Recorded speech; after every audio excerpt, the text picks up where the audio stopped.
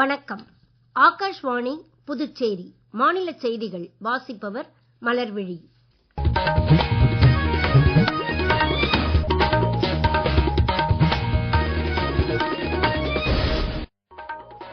தலைப்புச் செய்திகள். வடக்கு மற்றும் மேற்கிந்திய நகரங்களை குறிவைக்க நேற்றிரவு பாகிஸ்தான் மேற்கொண்ட எல்லா முயற்சிகளையும் இந்திய பாதுகாப்பு படைகள் வெற்றிகரமாக முறியடித்துள்ளன. தேசிய பாதுகாப்பு நிலவரங்கள் மாறிவரும் நிலையில் நாடு முழுவதும் மக்களுக்கான சேவைகள் தடையின்றி செயல்படுவதை உறுதிப்படுத்த அரசு எல்லா நடவடிக்கைகளையும் மேற்கொண்டு வருகிறது. பாகிஸ்தானின் பொய் பிரச்சாரங்கள் தொடர்வதால் பொதுமக்கள் தங்களுக்கு வந்து சேரும் தகவல்களை முழுமையாக ஆராய்ந்த பின்னரே நம்ப வேண்டும் என அரசு கேட்டுக் கொண்டுள்ளது. புதுச்சேரியில் கம்பன் கழகம் சார்பில் ஏற்பாடு செய்யப்பட்டுள்ள 3 நாள் கம்பன் விழாவை இன்று துணைநிலை ஆளுநர் திரு கைலாஷ்நாதன் தொடக்கி வைத்தார். இனி விரிவான செய்திகள். ஏவுகணைகள் மற்றும் ட்ரோன்கள் மூலம் வடக்கு மற்றும் மேற்கிந்திய நகரங்களை குறிவைக்க நேற்றிரவு பாகிஸ்தான் மேற்கொண்ட எல்லா முயற்சிகளையும் இந்திய பாதுகாப்பு படைகள் வெற்றிகரமாக முறியடித்துள்ளன. பத்திண்டா ராணுவ நிலையத்தை ஆயுதம் தாங்கிய ஆளில்லா குட்டி விமானம் மூலம் குறிவைக்க பாகிஸ்தான் முயன்றதாகவும், தங்தார், பூஞ்ச், ரஜோரி, அக்னூர் மற்றும் உத்தம்பூர் பகுதிகளில் எல்லை கட்டுப்பாட்டு கோட்டின் குறுக்கே பீரங்கி தாக்குதல்களில் பாகிஸ்தான் ஈடுபட்டதாகவும் colonel Sofiya Qureshi, wing commander Vyomika Singh ஆகியோர் இன்று மாலை புதுடெல்லியில் செய்தியாளர் கூட்டத்தில் தெரிவித்தனர்.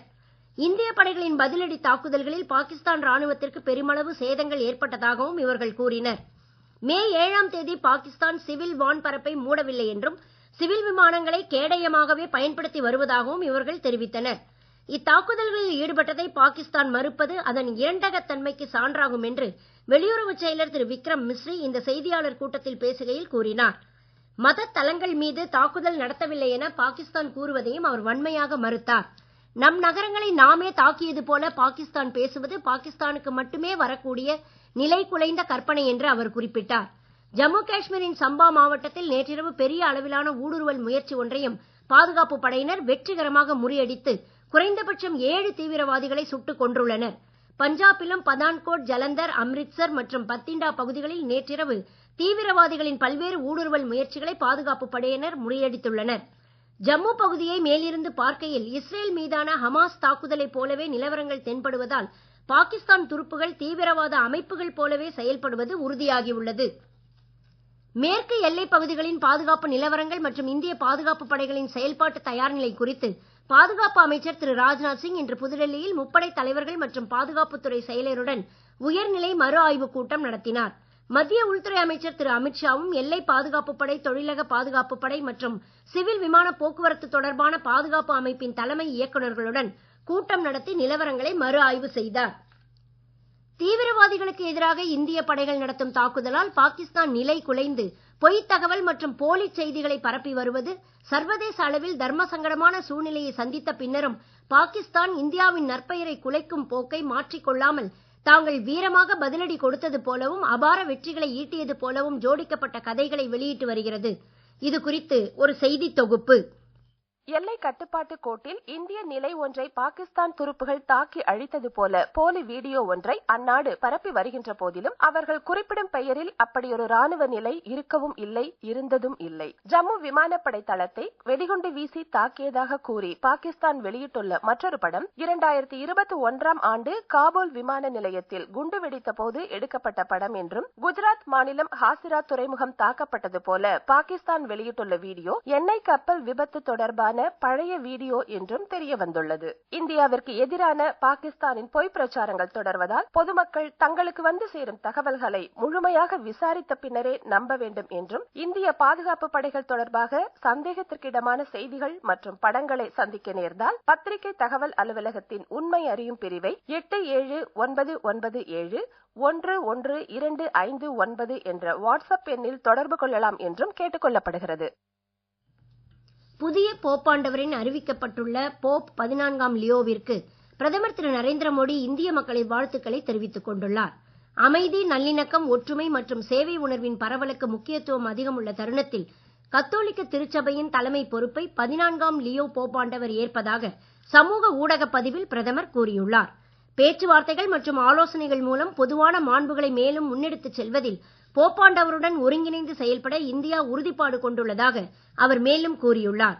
நீங்கள் கேட்டுக்கொண்டிருப்பது மாநில செய்திகள்.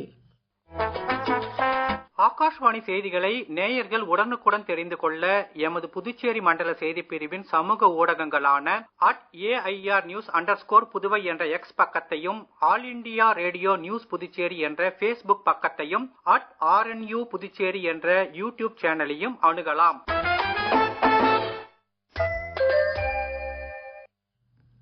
செய்திகள் தொடர்கின்றன. தேசிய பாதுகாப்பு நிலவரங்களில் அண்மையில் ஏற்பட்டுள்ள மாற்றங்களின் பின்னணியில் நாடு முழுவதும் மக்களுக்கான சேவைகள் தடையின்றி செயல்படுவதை உறுதிப்படுத்த அரசு எல்லா நடவடிக்கைகளையும் மேற்கொண்டு வருகிறது. இதற்கென பல்வேறு அமைச்சகங்கள் மற்றும் துறைகள் ஒருங்கிணைந்த முறையில் செயல்பட்டு வருகின்றன. மத்திய சுகாதார அமைச்சர் திரு JP நட்டா சுகாதார கட்டமைப்பின் தயார் நிலை குறித்து இன்று மூத்த அதிகாரிகளுடன் மறு ஆய்வுக் கூட்டம் நடத்தினார். வங்கிகள் மற்றும் நிதி நிறுவனங்களின் சைபர் பாதுகாப்பு தயார் நிலை குறித்து மத்திய நிதியமைச்சர் திருமதி நிர்மலா சீதாராமன் இன்று மாலை மறு ஆய்வுக் கூட்டம் நடத்துகிறார். ATM இயந்திரங்கள் மற்றும் இதர டிஜிட்டல் சேவைகள் வழக்கம் போல் மக்களுக்கு கிடைப்பதை உறுதிப்படுத்துமாறு பொதுத்துறை வங்கிகளுக்கு ஏற்கனவே அறிவுறுத்தப்பட்டுள்ளது.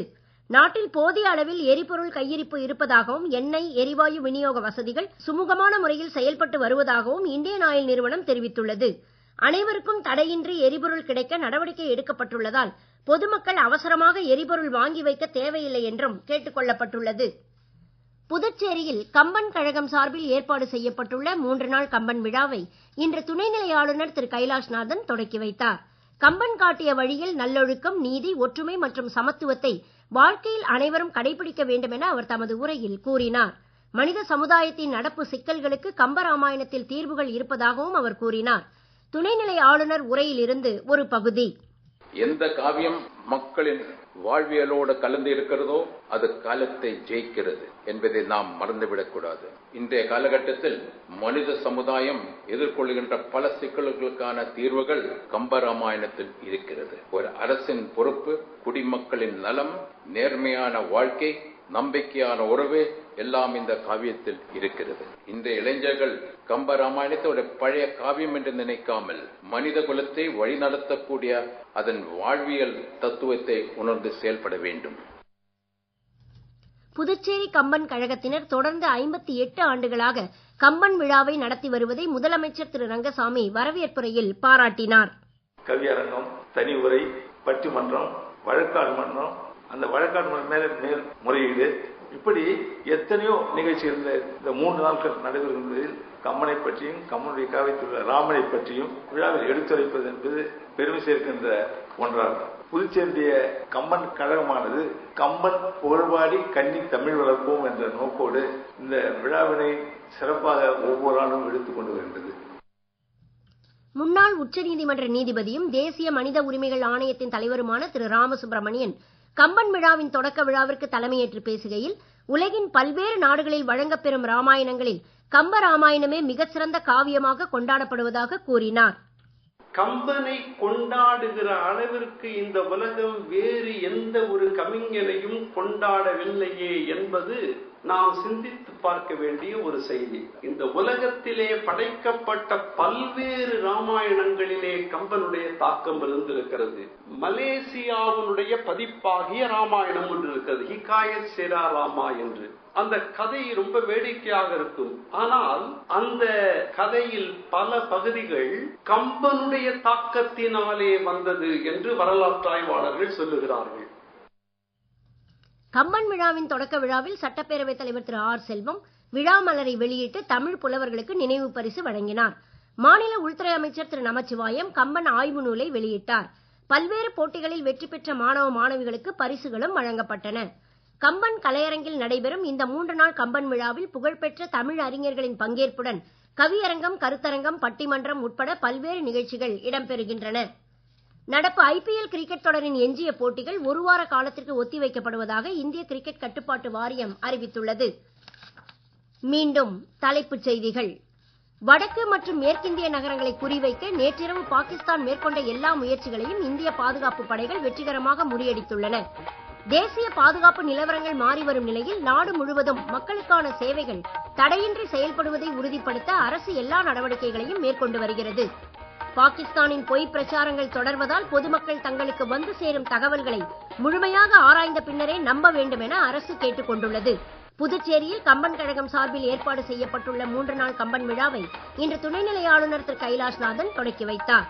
இத்துடன் இந்த செய்தி அறிக்கை நிறைவு பெறுகிறது. வணக்கம்.